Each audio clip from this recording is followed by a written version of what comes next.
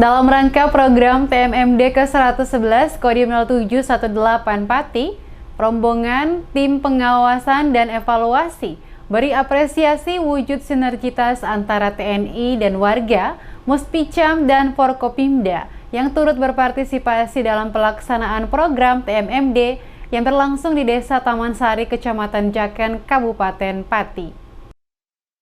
Wujud sinergitas antara TNI, warga, Muspicam, dan Muspida yang turut berpartisipasi dalam pelaksanaan program TMMD ke-111 Kodim 0718 Pati di Desa Taman Sari diapresiasi oleh Kolonel Korps Polisi Militer Bambang Guritno, Inspektorat Kodam 4 Diponegoro. Kolonel Korps Polisi Militer Bambang Guritno mengatakan melihat secara langsung pelaksanaan program TMMD tersebut sementara berjalan dengan baik dan lancar berkat kekompakan TNI dan warga. Selain itu, Kolonel Korps Polisi Militer Bambang Guritno juga ingatkan pentingnya menjaga protokol kesehatan dalam masa pandemi yang tak kunjung usai.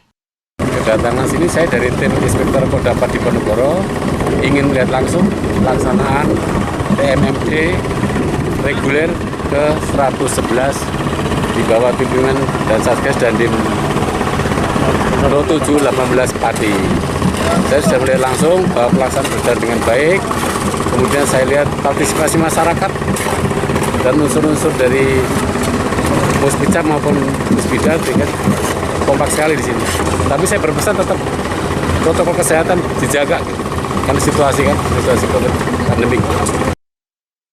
Korps Polisi Militer Bambang Guritno berharap sinergitas antara TNI rakyat dapat terjalin dengan baik, sehingga dapat mewujudkan kemanunggalan TNI rakyat.